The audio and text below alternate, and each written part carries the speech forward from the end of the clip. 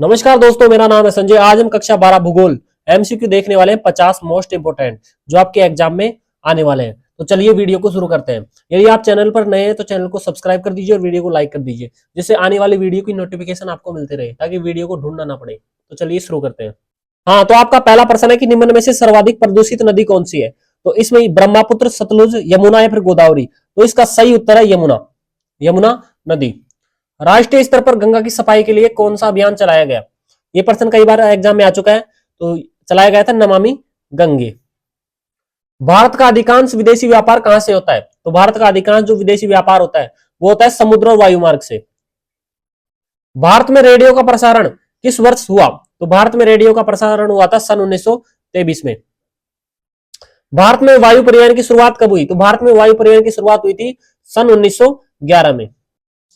हाँ, तो यदि आप चैनल पर नए हैं तो चैनल को सब्सक्राइब कर दीजिए और मेरे कमेंट करके बताइए कि आपको कितने प्रश्न आते हैं इनमें से। भारतीय रेल प्रणाली को कितने भागों में विभाजित किया गया है। तो भारतीय जो रेल प्रणाली है उसको 16 भागों में विभाजित किया गया है। आपका अगला प्रश्न है कि इंदिरा गांधी नहर परियोजना कब प्रारंभ हुई। तो इंदिरा गांधी जो नहर परियोजना थी वो कब प्रारंभ हुई। तो ये प्रारंभ हुई थी सन 1958 में। मोस्ट इंपोर्टेंट प्रश्न है।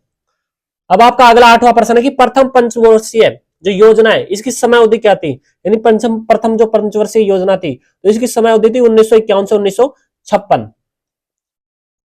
पर्वतीय क्षेत्र विकास कार्यक्रम कितने जिलों में चलाया गया। तो इस प्रश्न का उत्तर आप बताइए। नहीं पता। तो इस प्रश्न का सही उत्तर है 15। निम्न में से किस स्थान पर पहला परमाणु ऊर्जा जो स्टेशन है वो स्थापित किया गया था। तो ये स्थापित किया गया था कहां, आप बताइए। कल्पक्कम, नरोरा, राणा प्रताप सागर या फिर तारापुर। तो इसका सही उत्तर है तारापुर। तो जिन्होंने तारापुर बताया ये बिल्कुल सही है।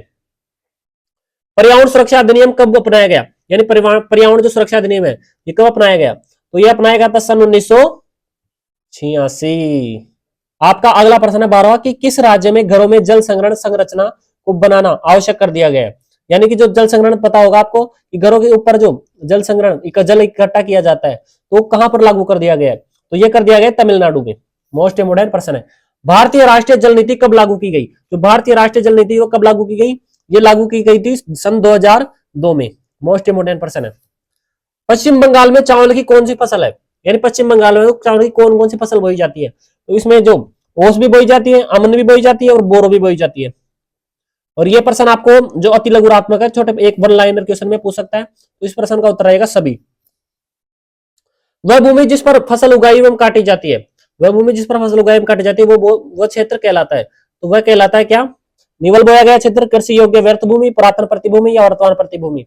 तो इस प्रश्न का सही उत्तर है निवल बोया गया क्षेत्र। तो वह भूमि जिस पर फसल उगाई एवं काटी जाती है।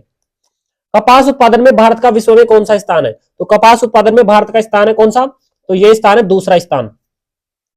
चावल उत्पादन में भारत का विश्व में कौन सा स्थान है। तो चावल और कपास में भारत का कौन सा स्थान है, दूसरा। चावल भी और कपास भी दोनों ही। आपका अगला प्रश्न है 18वां कि भारत में चाय की खेती सर्वप्रथम कहां की गई। तो ये प्रश्न बहुत ही मोस्ट है। तो ये कई बार आ चुका है एग्जाम में क्वेश्चन। तो इस प्रश्न का सही उत्तर होगा असम की ब्रह्मपुत्र घाटी में। जो असम की ब्रह्मपुत्र घाटी है तो वहां सबसे पहले चाय की कृषि की गई थी। निम्न में से कौन सी रबी की फसल है। अब देखो रबी की फसल कौन सी है। तो इसमें जो वर्तमान जो अभी चल रहा है ये कौन सा समय है। इसमें गेहूं भी है, सरसों भी है, चना भी है, बहुत सारी फसलें। तो जो ये मौसम है तो इसको रबी की फसल बोई जाती है इस ऋतु में। गेहूं इसका सही उत्तर रहेगा। भारत में किस किस्म की कॉफी का उत्पादन सर्वाधिक होता है। तो भारत में जो अरेबिका किस्म की जो कॉफी है इसका उत्पादन सर्वाधिक होता है।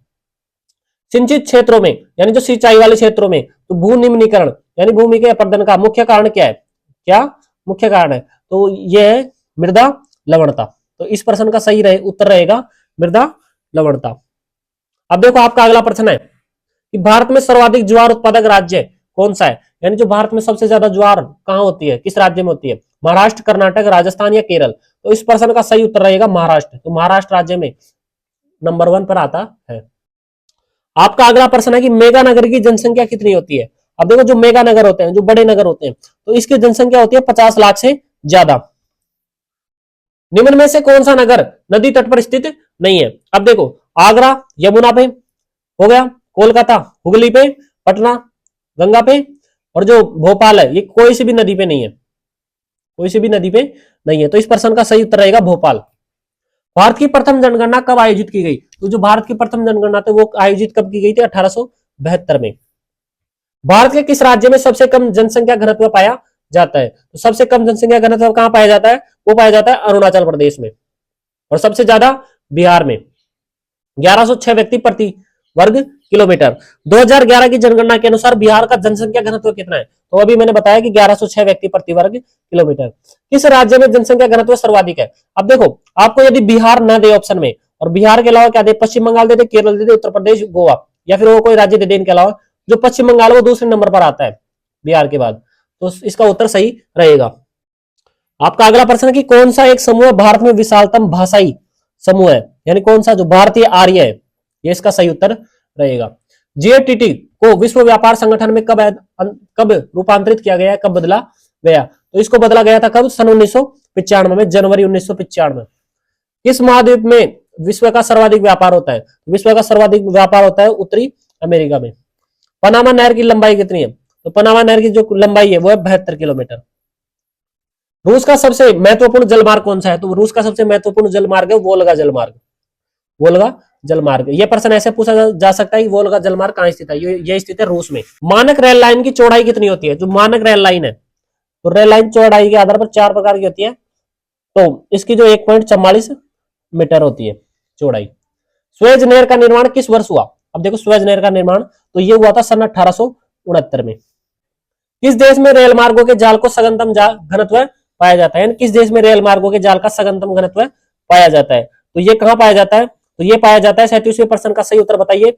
ब्राजील हो गया, कनाडा, यूएसए, या फिर रूस? तो इस प्रश्न का उत्तर आप मेरे को कमेंट में बताना। आपका अगला प्रश्न है कि भूमध्य सागर को लाल सागर से जोड़ने वाली नहर कौन सी है? तो ये नहर है स्वेज नहर। विश्व का व्यस्तम व्यापारिक जलमार्ग कौन सा है, यानी सबसे व्यस्तम व्यापारिक जलमार्ग कौन सा है? तो ये उत्तर अटलांटिक समुद्री मार्ग। ये क्वेश्चन आ चुका है कई बार। भारत ने आर्यभट्ट का प्रक्षेपण कब किया? तो भारत ने आर्यभट्ट था उसका प्रक्षेपण कब किया? तो ये किया था सन 1979 में। 1979 में। आपका 41वां प्रश्न है कि बिग ईस्ट पाइपलाइन के द्वारा क्या प्रवाहित होता है? तो इसके द्वारा पानी, दूध, पेट्रोलियम, तरल पेट्रोलियम, एलपीजी गैस। तो इसके द्वारा जो तरल पेट्रोलियम होता है तो ये प्रवाहित होता है। आपका अगला प्रश्न है कि चैनल टनल जोड़ता है, यानी चैनल टनल किस किस को जोड़ता है? बर्लिन को पेरिस से, लंदन को बर्लिन से, लंदन को पेरिस से, कोई नहीं। तो इस प्रश्न का सही उत्तर रहेगा लंदन को पेरिस से।